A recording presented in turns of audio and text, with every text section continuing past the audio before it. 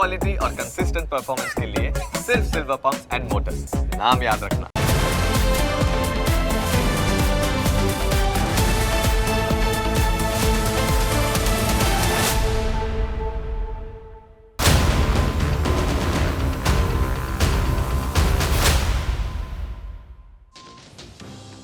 ધોરણ 10 અને 12 પાસ કર્યા બાદ વિદ્યાર્થીઓ માટે સૌથી મહત્વનો નિર્ણય લેવાનો હોય છે. આ નિર્ણય જ તેમના ભવિષ્યની રાહ ચીંધે છે. સ્કૂલમાં ભણતા હોશિયાર બાળકો સરકારી નોકરીના સપના જોતા હોય છે અને તેના માટે તેઓ જુદા જુદા કોર્સ પસંદ કરે છે. કોઈ શિક્ષક બનવાની આશાએ પીટીસી અને બીએડ કરે છે, કોઈ પેરા મેડિકલના કોર્સ કરે છે, તો કોઈ સરકારી નોકરી માટે સ્પર્ધાત્મક પરીક્ષાઓની તૈયારી કરે છે. આમને આમ તેમના કારકિર્દીના વર્ષો પસાર થાય છે અને એક સમય એવો આવે છે કે સરકારી નોકરી માટે તેમની ઉંમર વધારે પડવા લાગે છે, એટલે કે તેઓ લાયકાતની બહાર થઈ જાય છે. અને આવું જ એટલા માટે થાય છે કારણ કે આ સમયગાળા દરમિયાન તેમને જે કોર્સ પસંદ કર્યો હતો તેની કોઈ જ ભરતી આવતી નથી. આવો જ એક કોર્સ એટલે એક્સરે ટેકનિશિયનનો કોર્સ.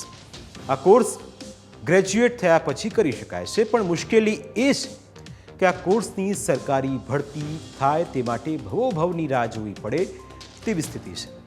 સરકાર ભરતી તો કરે છે, પરંતુ કરાર આધારિત ભરતી કરે છે અને આક્ષેપ છે કે કરાર આધારિત ભરતીમાં ખૂબ જ આર્થિક શોષણ કરવામાં આવે છે. રાજ્યના પરિવાર અને આરોગ્ય કલ્યાણ વિભાગ હેઠળ છેલ્લા ઘણા વર્ષોથી એક્સરે ટેકનિશિયનની ભરતી કરવામાં નથી આવી, જેના કારણે અનેક ઉમેદવારો બેરોજગારીનો શિકાર બન્યા છે. ઘણા ઉમેદવારો પ્રાઇવેટમાં નજીવા પગારની નોકરી કરવા મજબૂર બન્યા છે. આરોગ્ય કેન્દ્રમાં એક્સરે ટેકનિશિયનની 268 જગ્યા ખાલી છે. આંકડો ભલે નાનો હોય પણ મુદ્દો ખૂબ જ ગંભીર છે. તબીબી સેવાઓમાં 32 જગ્યાઓ અત્યારે ખાલી પડી છે. તબીબી સંશોધનમાં 23 જગ્યા ખાલી છે, જ્યારે કામદાર વીમા યોજનાના દવાખાનાઓમાં 65 જગ્યા ખાલી છે. એટલું જ નહીં, તબીબી શિક્ષણ સંસ્થાઓમાંથી મંજૂર થયેલી 123 જગ્યામાંથી 87 જગ્યાઓ આજની તારીખમાં પણ ખાલી પડી છે. આવી જો બીજી ઘણી જગ્યાઓ ખાલી છે. ઘણા કાયમી કર્મચારીઓ નિવૃત્ત થવાના આરે છે, તેમ છતાં જે પણ સ્ટાફ ભરવામાં આવે છે તે ફક્ત આઉટસોર્સિંગથી ભરવામાં આવે છે. જો અમદાવાદ સિવિલ હોસ્પિટલની જ વાત કરીએ તો અહીં 11 કાયમી અને 60થી વધુ લેબ ટેકનિશિયન આઉટસોર્સિંગથી ફરજ બજાવે છે. તેવા સંજોગોમાં સરકારી હોસ્પિટલમાં એક્સરે ટેકનિશિયનની કાયમી જગ્યાઓ વહેલી તકે ભરવામાં આવે તેવી માગણી ઉઠી છે. આ છે રાજ્ય સરકારનું ભરતી કેલેન્ડર, જેમાં ઉલ્લેખ કરાયો છે કે દર વર્ષીય ભરતી કેલેન્ડર મુજબ વર્ષ 2021, 22 અને 2023ના કેલેન્ડર વર્ષમાં ભરવાની થતી જુદી જુદી જગ્યાઓ માટે મંડળને માગણી પત્રક મળ્યું છે અને તેની ભરતી વર્ષ 2024-25માં હાથ ધરવામાં આવશે. પરંતુ આજ દિન સુધી ભરતી કરવામાં ન આવતા હજારો ઉમેદવારોનું સરકારી નોકરીનું સપનું રોડાઈ રહ્યું છે. એક્સરે ટેકનિશિયનનો કોર્સ કરનારા ઉમેદવારોનું કહેવું છે કે રાજ્યના તમામ વિભાગોમાં ભરતી કરવામાં આવી રહી છે, પરંતુ એક્સરે ટેકનિશિયનની ભરતી જ કરવામાં નથી આવતી. આ તો વાતથી ફક્ત એક્સરે ટેકનિશિયનની, આવા તો રાજ્યમાં અનેક પ્રકારના કોર્સ છે જેમાં અભ્યાસ કર્યા પછી ઉમેદવારોનું કોઈ જ ભવિષ્ય નથી હોતું.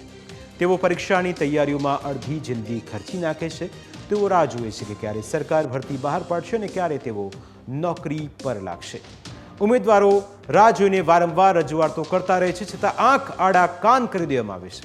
સવાલ એ છે કે જો નોકરી આપવાની જ ન હોતી તો આવા કોર્સની શરૂઆત જ શા માટે કરવામાં આવી?